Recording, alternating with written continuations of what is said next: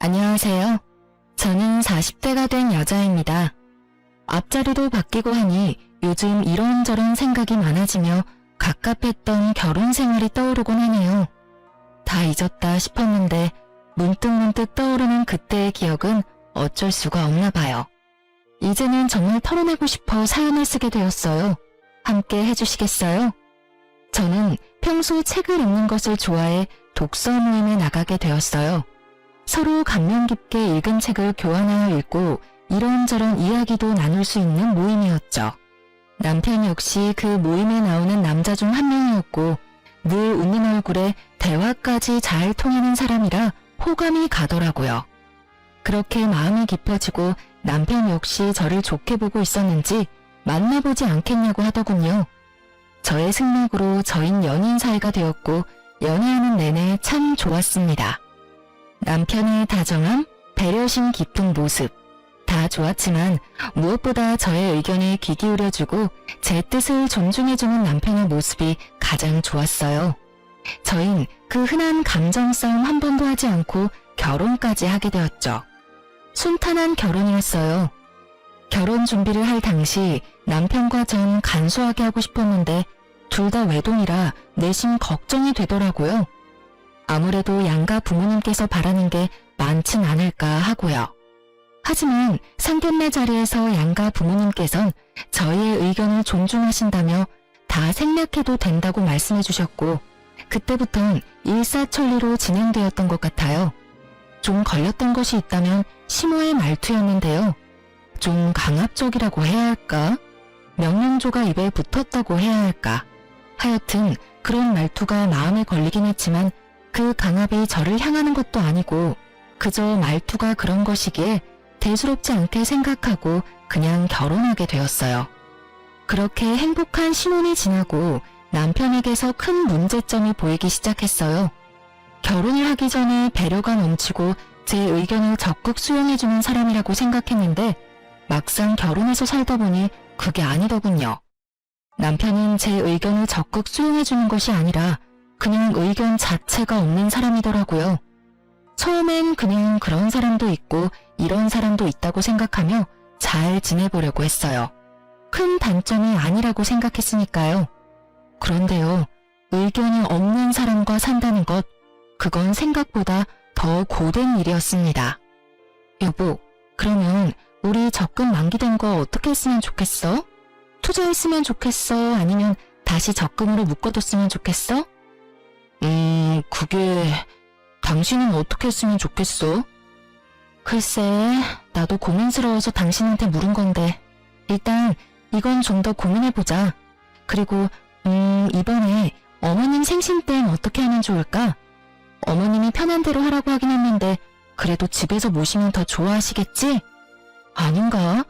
혹시 드시고 싶으신 게 따로 있는 건가? 당신 어머님한테 따로 뭐 들은 말 같은 거 없어? 뭔가 드시고 싶다든지 필요하다든지 그런 이야기 말이야. 엄마가 편한 대로 하라고 했으면 왜 시켜도 될 것 같긴 한데.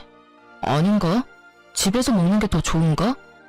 나도 따로 들은 이야기가 없어서 잘 모르겠네. 당신 편한 대로 해. 늘 이런 식이었어요.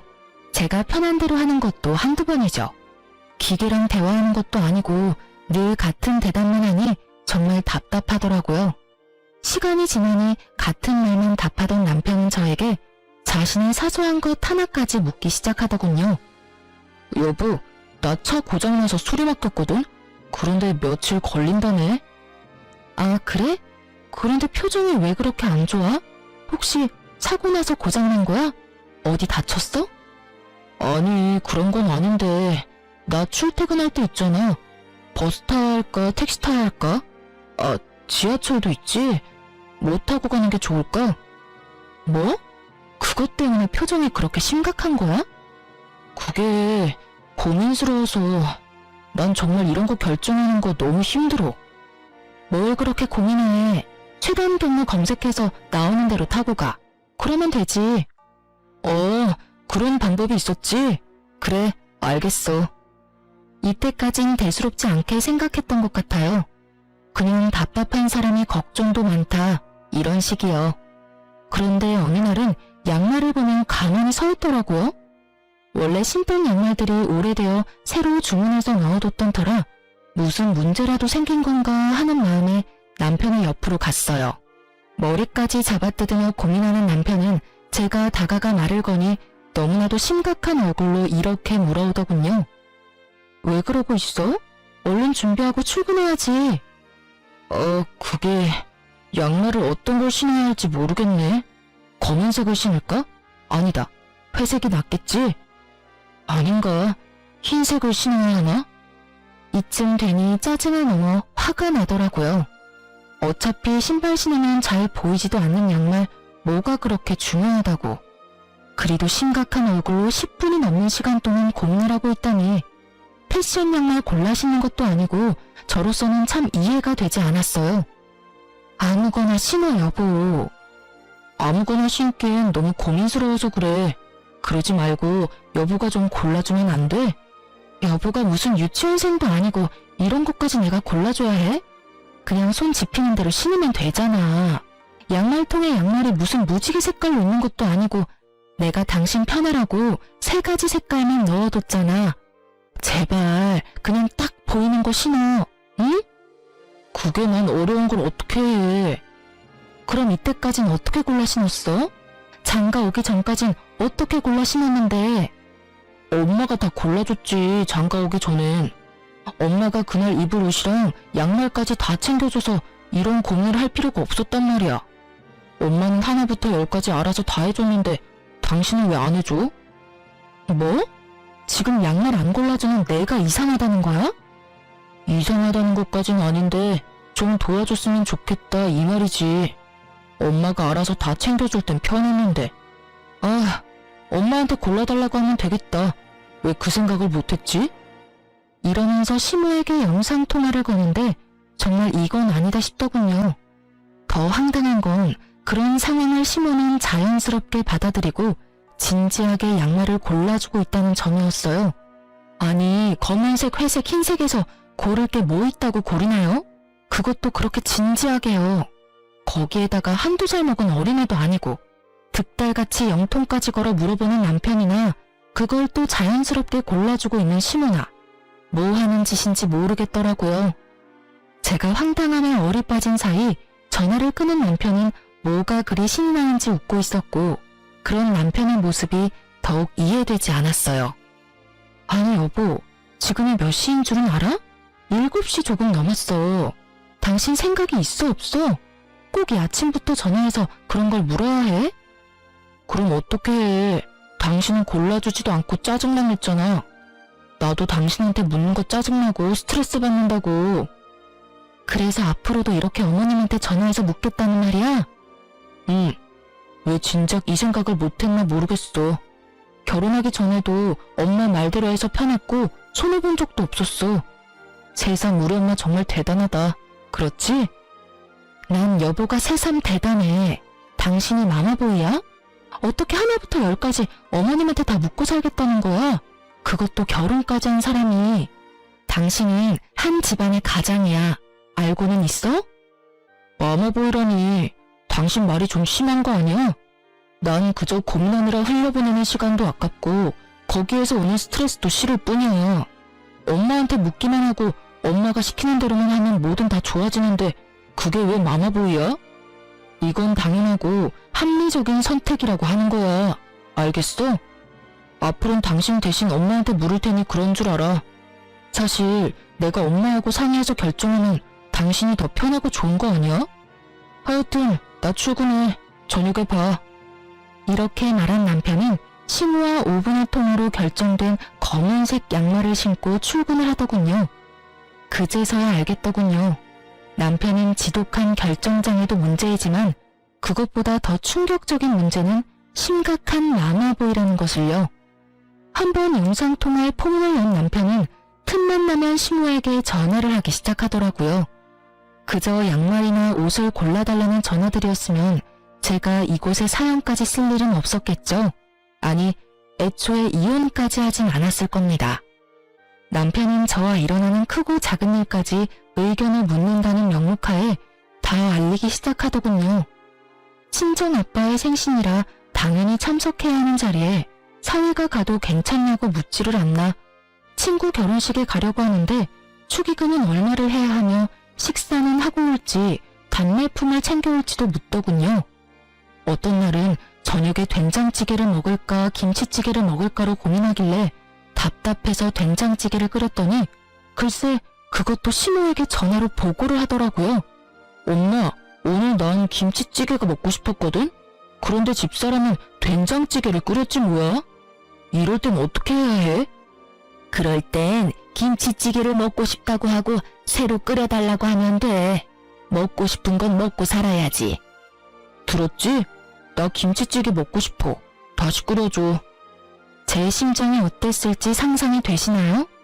정말 보글보글 끓고 있는 된장 뚝배기로 남편 휴대전화를 부숴버리고 싶은 심정이었어요. 남편은 서서히 자신의 문제를 넘어 부부 사이의 문제까지도 시모에게 묻고 시모가 시키는 대로 하기 시작했고 당연히 저와 남편은 싸움이 잦아지게 되었어요. 일이 그렇게 되니 전 당연히 시모의 미움을 한몸에 받게 되었고 처음엔 남편을 통해 저에게 말을 전하던 시모는 어느 순간부턴 남편과의 전화를 끊어버리고 저에게 바로 전화를 걸어 훈수질을 하기 시작하더라고요. 아가, 너 요즘 우리 아들한테 잔소리를 그렇게 한다면서?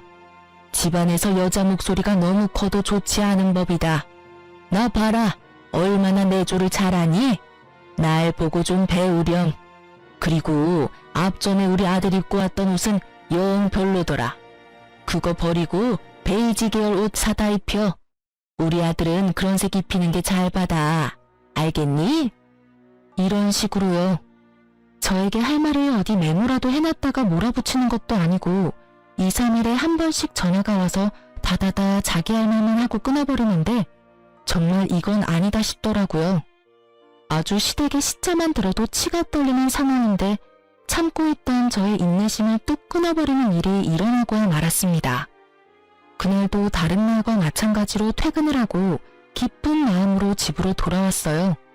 집엔 불이 환히 켜져 있었고 전 당연히 남편일 거라 생각했어요. 하지만 저희 집엔 남편은 없었고 누구보다 자연스럽게 주방에서 요리를 하고 있는 어머님이 있더라고요. 전 결혼을 하기 전부터 이건 절대 안 된다고 생각했던 것 중 한 가지가 이것이었어요. 시댁 식구뿐 아니라 친정 식구들이라도 부부의 공간엔 함부로 들어오는 것은 절대 안 된다고요. 왜 막장 드라마에도 그런 장면들이 가끔 나오잖아요. 아내와 상의도 하지 않고 시모에게 현관 비밀번호를 알려주는 그 생각 없는 남편놈들. 저런 생각 없는 놈들은 그냥 결혼을 하지 말고 혼자 평생 살아야 한다고 욕을 했었는데 그 욕 얻어먹어 마땅한 인간이 제 남편이었더라고요. 제 생각이 이러했기에 그 순간 시모의 행동은 절대 용납도 이해도 되지 않는 것이었어요. 이런 제 생각은 전혀 알지 못하는 시모는 저와는 달리 아주 평온한 얼굴로 주인인 양 저를 맞이하더라고요. 왔니? 아니 글쎄 우리 아들이 오늘 전화가 왔는데 집에 먹을 게 없다고 하면서 쫄쫄 굶게 생겼다고 하길래 왔단다. 오랜만에 너도 보고 싶기도 하고 음식도 할 겸 해서 말이야. 쫄쫄 굶기는 개뿔. 저요 요리학원도 다녔었고 친정엄마에게 웬만한 건 다 배워와서 음식 꽤 하는 편이었어요. 거기에다 요리하는 것도 좋아해서 냉장고를 비우는 일도 없었고요. 그날도 전날 밤에 미리 재워둔 갈비부터 해서 밑반찬 3가지, 묵국까지 한 끼는 제대로 먹고도 남을 음식들이 있었는데 왜 그런 전화를 했는지 도무지 이해가 되지 않더라고요. 이쯤 되니 남편은 그냥 저를 괴롭히고 싶은가 하는 생각도 슬슬 올라오며 저의 화는 더욱 솟구치고 있었죠. 그렇지 않고서야 일을 이렇게까지 만들 리는 없을 테니까요. 냉장고에 오늘 먹을거리 다 만들어뒀는데 그이가 못 봤나 봐요. 그렇지 않아도 봤는데 우리 아들이 먹을 만한 게 없더라. 우리 아들은 그런 거 싫어해. 너 그러고 서 있지 말고 얼른 옷부터 갈아입고 와서 옆에서 좀 보고 배워. 내가 오늘 우리 아들은 어떻게 해야 좋아하는지 알려줄 테니까 말이야. 제가 미리 재워둔 갈비를 개눈 감추듯 먹고 그 양념에 밥까지 말아먹은 사람인데 그런 걸 싫어한다니요. 그리 잘 먹었던 것이 기억이 나 굳이 피곤한 몸을 이끌고 장보다가 손수 재워둔 것이었는데요. 그냥 시모가 오고 싶어 안달이나 아들 핑계를 대고 와서 주방을 점령한 것이 분명해 보이더라고요. 전 이대로는 안 되겠다 싶었고 일단 옷은 갈아입어야 했기에 방으로 들어와 옷을 갈아입으며 최대한 마음을 가라앉혔어요. 심호흡을 몇 번이나 했는지 몰라요. 아무리 이 상황이 황당하고 화가 난다고 해도 흥분을 한 채 어른에게 제 뜻을 전하고 싶지 않았으니까요. 그렇게 전 주방으로 향했고 여전히 바쁜 시모에게 최대한 정중하게 말을 했어요. 저 어머님 부탁이 있어요. 응? 부탁? 말해보렴.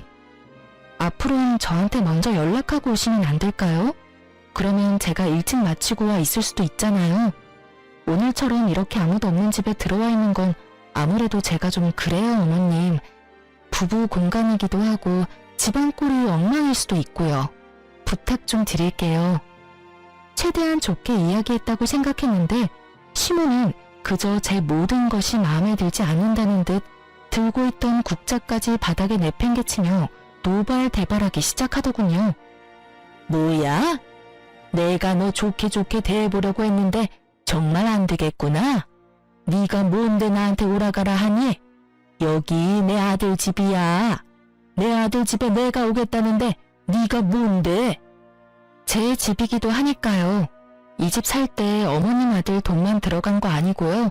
제 돈도 반틈 들어갔으니 어머니 따지면 저희 부부집이죠. 아, 그러니까 네 말은 그까짓 알량한 몇 푼 보탰으니 네 집이기도 하다. 이 말이지? 그래서 나보고 앞으로는 발길도 하지 말라. 이 말이 하고 싶은 게야? 아니요. 아예 오지 말란 말이 아니라 언제든 와도 상관없는데 연락은 주고 오면 좋겠다. 이 말이에요. 이렇게 집주인도 없는데 들어와서 이러고 계시는 거 제 입장에선 좀 곤란해요. 기분도 사실 좋진 않고요. 내가 기가 막혀서 아니 다 됐고 그래서 얼마 보탰니? 이 집 사는데 네가 보탠 돈이 얼마야? 그건 왜 물어보세요? 내가 그 돈 줄 테니 그 돈 받고 내가 앞으로 비밀번호를 누르고 이 집에 들어오든 배를 누르고 들어오든 아무 상관도 하지 말아라. 그깟 돈 얼마나 된다고? 네 집? 부부집이라고? 그게 어른한테 할 말이야? 그것도 시어머니한테? 정말 이 말을 듣는데 심장이 빨리 뛰기 시작하는 것이 느껴지더군요. 어른도 어른 나름이지. 더는 대접을 해줄 필요가 없다고 느낀 저는 그때부턴 참지 않고 시모에게 대응하기 시작했어요. 아니요, 그럴 필요까진 없고요. 제가 남편이 보탠 돈 돌려줄 테니 앞으론 이 집에 발길도 하지 마세요. 그렇게 되면 서로 얼굴 붉힐 일도 없고 좋을 것 같네요. 시모 입장에선 제 말이 심하다고 느껴질 수도 있다고 생각하기는 합니다. 하지만 애초에 처음부터 제가 나쁘게 말한 것도 아니었고 좋게 이야기했음에도 불구하고 말이 통하지 않으니 좋게 이야기할 필요가 없다는 생각이 들더라고요. 그리고 다툼이 생기더라도 이참에 확실히 해놓지 않으면 앞으로 살면서 계속 이 문제로 크고 작은 언쟁이 오갈 것이 분명했기에 좀 강하게 나갔던 것 같아요. 시모는 이런 상황은 예상도 하지 못했는지 표정이 확 바뀌기 시작하더니 그때부턴 마구잡이 폭언이 시작되더라고요. 이 미친 것이 뭐야? 뚫린 입으로 한다는 말이 뭐? 발길도 하지 말아달라고? 오냐오냐 했더니 이년이 시댁 무서운지 모르고 말짓거리지? 너 오늘 잘 걸렸다. 오늘 내가 너 그 썩어 빠진 정신머리 확 뜯어 고쳐주마. 꿇어. 얼른 무릎 꿇고 돈이 발이 될 때까지 빌어. 얼른. 제가 왜요? 제가 뭘 잘못해서 무릎까지 꿇어야 하나요? 전 절대 무릎 꿇을 생각도 손이 발이 될 때까지 빌 생각도 없어요. 아니, 애초에 잘못은 어머님이 하셨잖아요. 요즘 아무리 자식 집이라고 해도 아무도 없는 집에 이렇게 막무가내로 들어오는 부모님들이 어디 있어요. 저희 친정 부모님들은요, 사위 불편할까 싶어서 집에 찾아오지도 않으시고 친정으로 부를 때도 3일 일정 2번, 3번씩 물어보시고 컨디션 체크까지 해서 부르세요. 그런데 어머님은 제가 뭘 그렇게 잘못했다고 욕하면서 무릎까지 꿇으라고 하냐고요. 기어코 저의 입에선 쌓인 말들이 쏟아져 나와버렸고 제 말을 듣고 있던 시모는 사연엔 차마 쓰지 못할 욕을 하기 시작하더군요. 각종 동물의 새끼들이 난무하고 제 어깨를 손가락으로 밀치기까지 하는데 차마 상종 못할 인간이라는 생각이 딱 들더라고요. 그래서 전 대화가 시작되기 전 혹시 모를 상황에 대비해 녹음 중이던 휴대전화를 버젓이 시모의 얼굴에 내밀었어요. 그러니 또 시모가 노발대발하며 물어오더라고요. 너 지금 뭐하니? 설마 녹음하니? 네, 다 녹음하고 있어요. 혹시나 하는 상황이 오면 이런 것도 다 증거가 된다고 하더라고요. 그래서 미리미리 증거 확보하고 있어요. 사실 증거용으로 녹음한 것은 아니었고 남편에게 네가 오늘 나에겐 단 한마디 상의도 없이 시모에게 현관 비밀번호를 알려줘서 이런 상황까지 왔다는 것을 들려주려고 녹음한 것이었는데 이게 이런 식으로 쓰일 줄은 저도 미처 알지 못했네요. 하여튼 시모는 본인이 생각해도 말이 심해도 너무 심했다 싶었는지 이때부턴 말은 하지 않았고 말 대신 눈으로 욕을 하기 시작하더군요. 그러면서 본인이 만든 음식과 식탁 위에 올려져 있던 한약을 챙기며 이렇게 말하더라고요. 내 아들 먹이려고 한 음식 네 입에 들어가는 꼴은 못 보겠으니 다 챙겨가서 내 아들 먹이마. 그리고 이 한약은 너 임신 잘 되라고 비싼 돈 주고 지어온 한약인데 네 말대로 혹시 모르는 상황이 올 수도 있으니 이것도 가지고 가마. 네, 그렇게 하세요. 그리고 다음부턴 연락은 꼭 하고 오시고 빈집에는 들어오지 마세요. 못된 년 같으니라고 오라고 부탁을 해도 앞으로는 올 일 없을 것이다.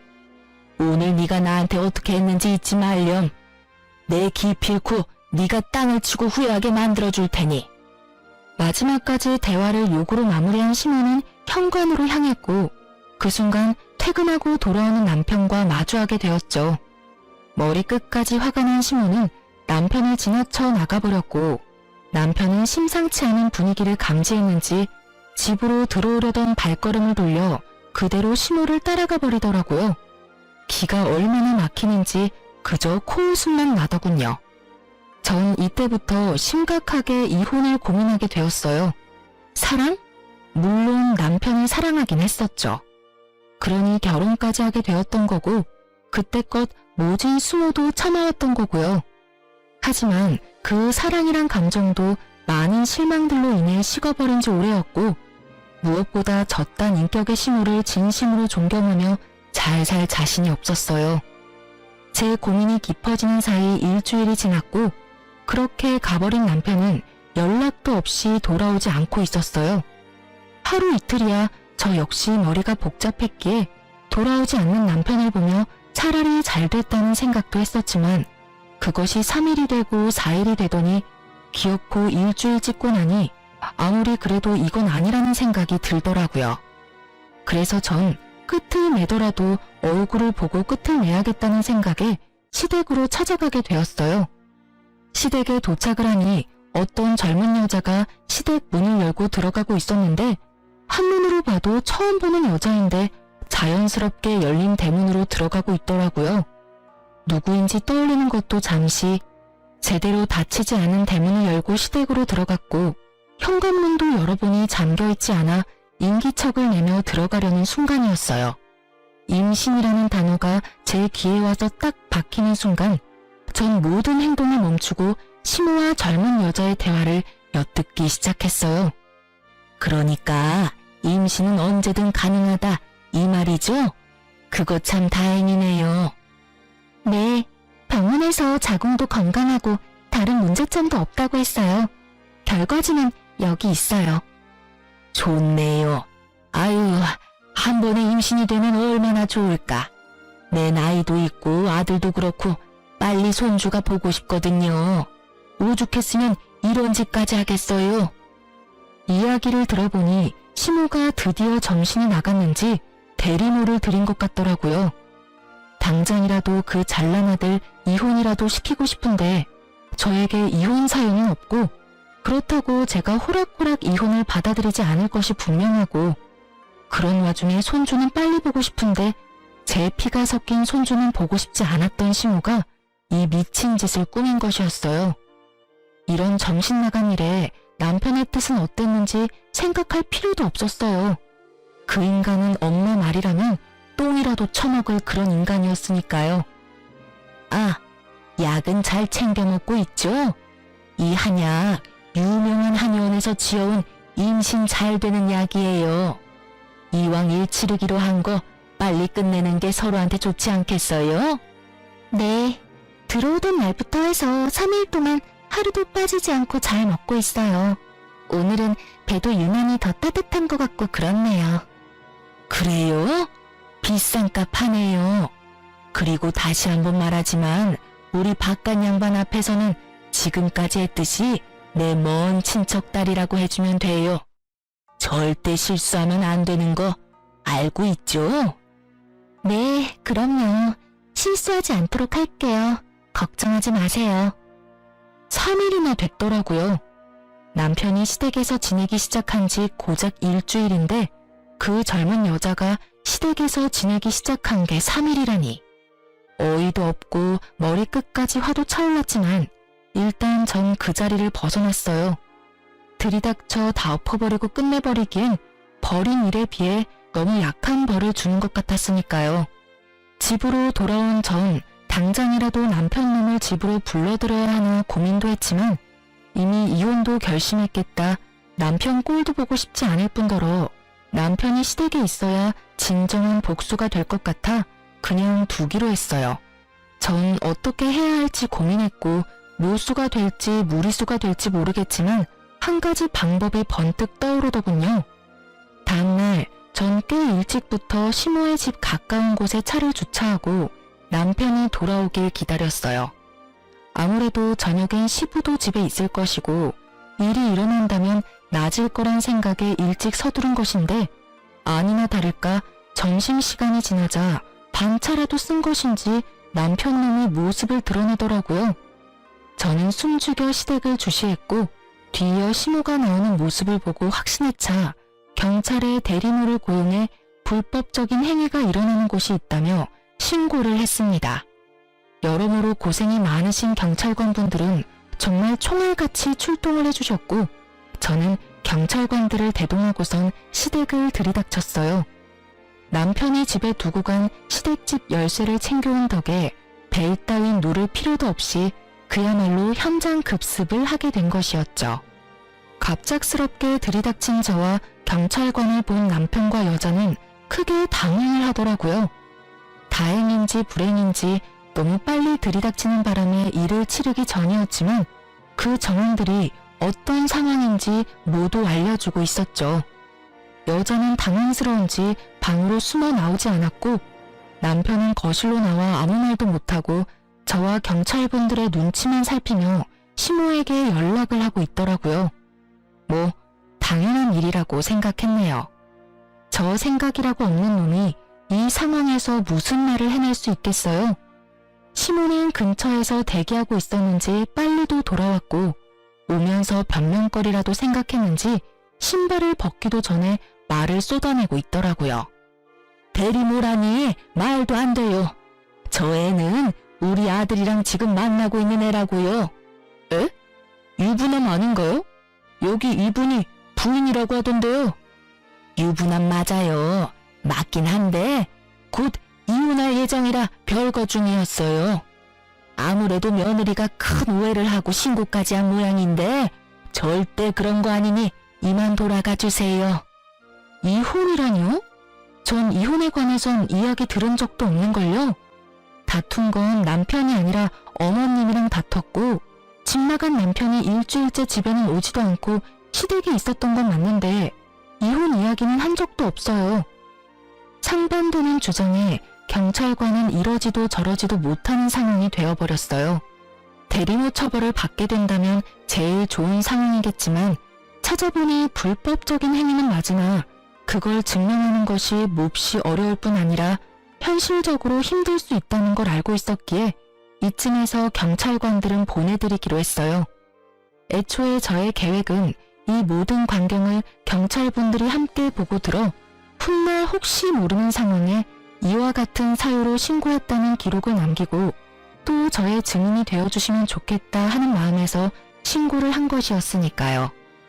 저의 계획대로 경찰관들은 언제든 도움이 필요하다면 연락을 달라며 연락처를 주고 가셨고 시모는 저에게 고래고래 소리를 지르기 시작하더군요. 이 미친년아, 이게 무슨 짓이야? 경찰에 신고를 해? 네가 제정신이야? 누가 누구한테 해야 할 말을 하고 있는지 어머님이야말로 제정신이세요? 도대체 무슨 생각이면 이딴 짓까지 할 수 있는지 그 정신세계가 다 궁금하네요. 비치지 않고서야 이딴 짓을 벌일 생각을 하세요? 이렇게 된 게 다 누구 탓인데? 다 너 때문이잖아. 이게 왜 제 탓이에요? 미쳐도 곱게 미쳐야지. 왜 엄한 사람 탓을 하세요? 네가 날 무시해서 이런 일이 일어난 거다. 내 아들을 데리고 사는 주제에 네가 감히 날 무시해? 집에 발길도 하지 마. 연락을 해? 네가 내 말만 잘 듣고 그따위로 굴지만 않았어도 내가 이렇게까지 하진 않았을 거다. 이 모든 게 다 날 무시한 너 때문에 일어난 결과다. 이 말이야. 알겠니? 정말 정신이 나간 사람처럼 눈을 뒤집고 억지를 부리던 시모는 방에 숨어 떨고 있던 여자를 끌고 와 자신의 옆에 세우더니 이렇게 말하더군요. 난 얘를 내 며느리로 맞을 예정이니 넌 그런 줄 알고 당장 내 아들이랑 이혼해. 당장! 이혼하라고 하면 누가 겁낼 줄 아세요? 그깟 이혼 그렇지 않아도 할 거라고요. 돈 두둑하게 준비해두는 게 좋을 거예요. 저 소송에 하는 한이 있더라도 위자료 청구는 꼭 할 거니까요. 위자료? 우리가 왜 위자료를 줘야 하니? 그런 돈 먹고 죽으라고 해도 없다. 내 말 못 들었니? 우리 아들 이 여자랑 결혼시키려면 돈 들어갈 데가 한두 군데가 아닌데 너한테 줄 돈이 있겠니? 헛꿈 꾸지 말고 그냥 조용히 이혼이나 해. 알겠어? 아줌마, 법이 뭐 아줌마 뜻대로 마음대로 다 될 줄 아세요? 헛꿈은 아줌마가 꾸고 계시네. 꿈 깨세요. 재혼은 무슨? 이혼이나 제대로 하고 아들 재혼시킬 생각을 해야지. 시모의 말이 저도 어이가 없었는데 그 여자도 어이가 없긴 없었는지 두려움에 떨던 모습은 온데간데 없이 사라지고 크게 화를 내며 말하기 시작하더라고요. 잠시만요. 아줌마, 지금 무슨 소리 하시는 거예요? 결혼이라니. 제가 언제 결혼한다고 했어요? 전 그저 일을 하러 온 것뿐이라고요. 여자의 반박은 예상하지 못했는지 시모가 크게 당황하며 여자를 설득하기 시작하더라고요. 시모의 설득에도 여자의 마음을 돌리기엔 부족해 보였지만요. 그게 아가씨 잘 생각해봐요. 우리 집 이 정도면 꽤 사는 편이고 우리 아들 능력도 좋아. 아가씨도 이런 일이나 하는 것보단 결혼해서 아기 낳고 안정적으로 사는 게 더 좋지 않겠어요? 며칠 되진 않았지만 내가 아가씨가 마음에 들어서 그래. 우리 바깥 양반한테야 사실 먼 친척이 아니라 친구 딸이었다고 둘러대면 되는 거고. 어때요? 좋지 않아요? 좋기는요? 제가 비록 돈이 급해서 이런 제안을 받아들이긴 했지만 이딴 남자랑 결혼할 생각은 죽어도 없다고요. 거기에다가 이런 시어머니라니 제가 미쳤어요? 그리고 유부남이라니 이혼남이라고 했잖아요. 이혼했는데 자네는 꼭 보고 싶어서 어쩔 수 없이 이런 방법까지 찾게 됐다면서 그래놓고선 기막혀서 정말. 저 그만둘게요. 어차피 그 한약만 먹었다 뿐이지 일은 시작도 못했고 돈도 못 받았으니까 없던 걸로 치자고요.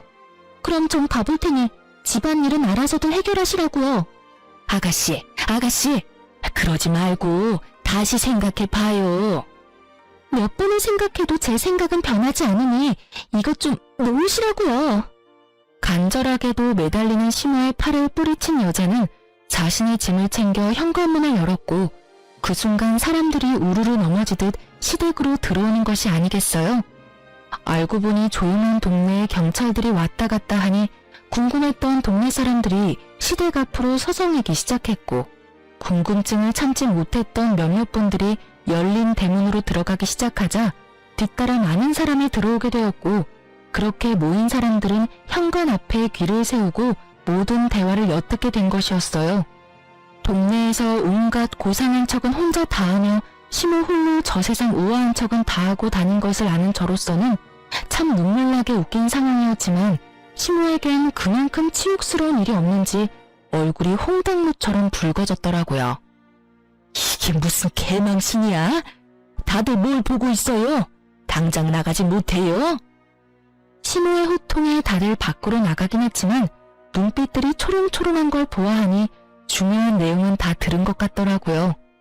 시모는 이런 상황 역시 전부 제 탓으로 돌리고 싶은지 저에게 또 온갖 말을 쏟아내더라고요.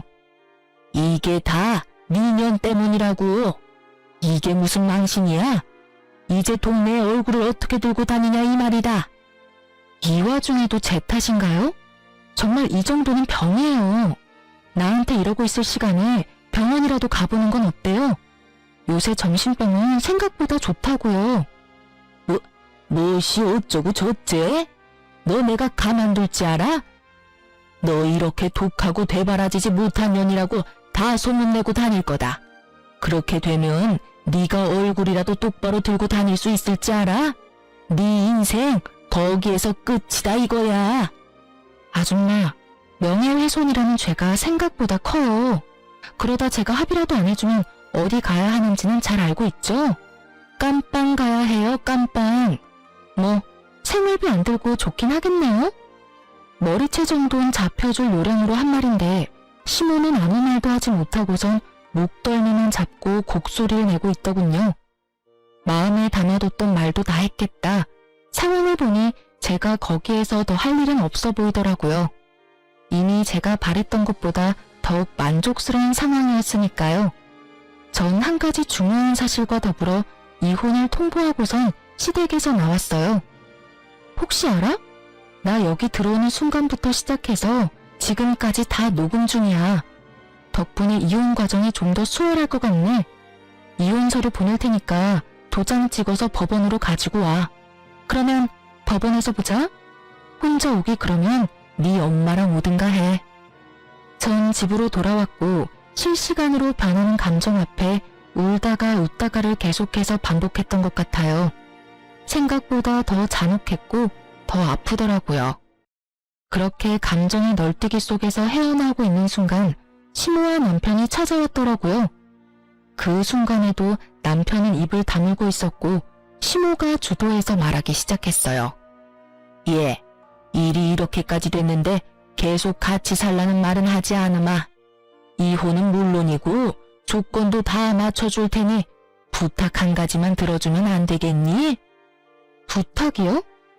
그래, 뭐 어려운 건 아니고 혹시나 우리 영감한테 연락이 와서 이혼하는 이유에 관해서 물으면 그냥 성격 차이라고 해주면 안 되겠니? 오늘 있었던 일은 제발 비밀로 좀 해주렴. 찾아와서 한다는 말이 고작 그거예요? 그럼 부탁하기 전에 저한테 사과라도 해야 하는 거 아닌가요? 당신도 그래. 이런 상황에서도 입국 다물고 있는 게 말이 돼? 나한테 안 미안해? 나한테 할 말이 전혀 없냐고. 미안해 여보. 내가 다 잘못했어. 그러니까 엄마 말대로 아버지한텐 제발 비밀로 해주라. 아버지 알면 진짜 큰일 나. 왜? 아버님이 아시면 큰일이라도 나나봐. 그야 당신도 잘 알잖아 아버지 성격. 아버지가 아시는 날엔 모르긴 몰라도 집에서 쫓겨날 거야. 그게 겁나는 인간이 그딴 짓을 해? 엄마가 괜찮다고 했단 말이야. 넌 엄마가 죽으라고 하면 죽을 거야? 됐다 됐어. 내가 너 같은 마마보이랑 무슨 말을 하겠어? 아, 일단 알겠으니까 네 엄마 데리고 좀 가.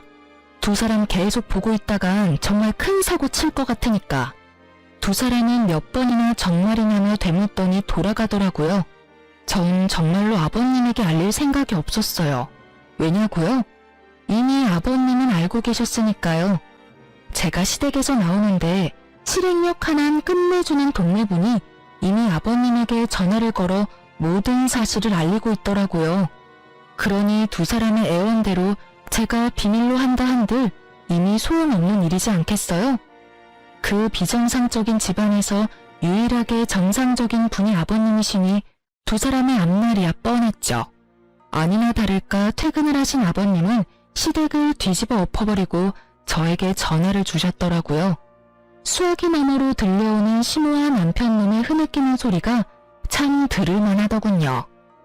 아가야, 이야기 다 들었다. 내가 너에게 너무 미안해서 어떻게 미안하단 말을 전해야 하는지 모르겠구나.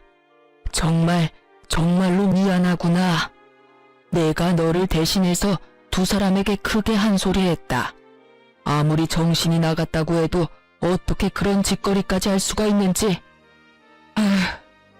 너도 그렇다. 그런 일이 있었으면 혼자 끙끙거리지 말고 나한테 알렸어야지. 혼자 얼마나 힘들었을 거야. 내가 정말 그 말을 듣는데 우리 아가가 혼자 힘들었을 생각을 하니 억장이 다 무너져서 혼났어. 좋지도 않은 일 일찍 아셔봤자 이렇게 속상해하실 게 뻔하니 입이 안 떨어지더라고요. 죄송해요. 네가 죄송할 게 뭐가 있어? 내 걱정에 그런 걸 나도 다 알고 있는데. 어찌되었든 난 이 인간들한테 어떠한 도움도 주지 않을 테니 네가 하고 싶은 건 다 하렴. 알겠니? 네, 알겠어요. 그렇게 말씀해 주셔서 감사해요. 감사하긴. 늘 건강하거라, 아가. 네, 아버님도 건강하세요. 이 통화를 마지막으로 아버님과 더는 연락을 주고받는 일은 없었어요. 전 변호사를 선임했고 제가 가지고 있던 모든 증거를 넘겨드렸죠. 이혼 소송과 함께 시모를 상대로 한 위자료 청구 소송도 진행하게 되었고 전 승소하게 되었어요. 결정적으로 승소를 하게 된 건 당시 현장에 출동했던 경찰관 두 분의 증언과 출동 기록 때문이었는데요. 어쨌든 전 성공적으로 이혼을 했고 위자료도 생각보다 더 많이 받을 수 있었네요. 그 지긋지긋하던 시댁과의 인연도 끝이 나고 전 시댁이 있는 쪽으론 보지도 않고 살았는데 거래처 미팅이 하필 전 시댁 근처에서 잡히는 바람에 어쩔 수 없이 간 적이 있었어요. 약속 장소 근처에 주차하고 전 시댁 앞을 지나는데 저를 알아본 몇몇 주민분들이 저에게 전 시댁의 소식을 알려주고 싶으신지 큰 소리로 대화를 하기 시작하더라고요. 아니, 글쎄 그 이야기 들었어? 무슨 이야기? 저 집에 경찰 왔다 가고 난 뒤에 아주 집안이 풍비박산이 났잖아, 왜? 아, 그래? 그 집 아들 이혼하고 집에서도 쫓겨났다지 아마? 그딴 짓을 했는데 집에서만 쫓겨났겠어? 회사도 잘렸다던데. 마침 마트 집 딸이 저 집 아들이랑 같은 회사를 다녔지 뭐야. 바람이라고 하든 사랑이라고 하든 엄연한 범죄인데 회사에도 소문이 쫙 돌아서 결국 잘렸다고 하더라니까. 그거 참 꿀 좋다고 생각하며 걸음을 서두르려는데 아직 남은 이야기가 있는지 저를 따라오며 대화를 하시더라고요. 그런데 아들은 그렇다 치고 그 옆에 내는 왜 안 보여? 에? 몰랐어? 그 옆에 내도 집에서 쫓겨났잖아. 집안을 풍비박산을 내놨는데 안 쫓겨나고 배겨? 온 동네를 누비고 다니면서 온갖 고상한 척은 혼자 다 하더니 결국 이혼당하고 집에서 쫓겨나고. 그러게 장가가면 내 아들 아니다 하고 살아야지. 요즘 시댁이 옛날 시댁이랑 같나? 하여튼 이혼당하고 쫓겨날 때도 얼마 받지도 못했다고 하더라고. 그 나이에 쥐꼬리만한 돈 받아서 쫓겨났으니 노년 참 고달프게 생겼어. 어머, 그래서 요즘 안 보였나 보네. 난 또 창피해서 밖에 안 나오는 건 줄 알았지. 그 옆에 내 얼굴에 철판이 얼마나 두꺼운데 그런 일이 있었다고 집에 처박혀 있겠어? 아마 모르긴 몰라도 이혼 안 당했으면 아무 일도 없었다는 듯이 온갖 고상한 척은 다 하면서 다녔을 거야. 그 꼴 안 봐도 돼서 얼마나 다행인지. 아, 그리고 들어보니까 끼고 살던 아들이랑 나란히 쫓겨나서 다른 동네에서 월세방 얻어서 살고 있다고 하더라고. 제가 알기론 전 시댁에 재산이 조금 있기도 했고 아버님이 일도 꾸준히 하셔서 두 사람 다 돈 걱정 한번 해보는 일 없이 살았던 걸로 알고 있는데 이야기를 들어보니 노후가 꽤 볼만하겠더라고요. 그나마 모았던 전 시누의 비상금도 위자료로 저에게 다 준 것으로 알고 전 남편 역시 남은 돈이 얼마 없는 것으로 알고 있으니까요. 거기에다 직장까지 잃었으니 절망스럽겠네요. 아, 아닌가요? 직장에서 결정하느라 스트레스 받을 일이 사라졌으니 더 좋을 수도 있겠네요. 거기에다 뭐든 다 챙겨주고 결정해주는 전 시모가 옆에 있으니 어쩌면 더 행복할 수도 있겠네요. 통쾌한 소식을 전해주신 동네분은 하고 싶었던 말을 다 하셨는지 더는 저를 뒤따르지 않으시더라고요. 속으로 감사의 마음을 전했습니다. 덕분에 그 인간들의 통쾌한 결말을 알게 되었으니까요. 요즘엔 전 진급을 앞두고 있어서 바쁘게 보내고 있어요. 그 끔찍한 마마보이와 이혼을 한 지도 벌써 5년이란 세월이 흘러갔네요. 이렇게 보니 새삼 시간이 참 빠른 거 있죠? 그 사이 전 좋은 사람을 만나 연애를 하고 있어요. 남자친구는 평범한 직장인인데 직장뿐 아니라 다 평범하기 그지없는 평범한 사람인데 저에 대한 애정만큼은 평범하지 않은 그런 남자예요. 남자친구를 사랑하긴 하지만 한번 실패한 경험이 있어서 그런지 결혼 생각이 쉽사리 들진 않네요. 이런 저의 마음을 남자친구도 아는지 조급하게 생각하지 않는다며 기다려준다고 하고요. 뭐 이렇게 연애만 해도 좋다고 하니 일단 지금 이 순간을 즐기며 2번 실패하는 일은 없도록 신중하게 고민해 보려고요. 이로써 저의 사연은 끝이 났네요. 어떠셨을지 모르겠어요.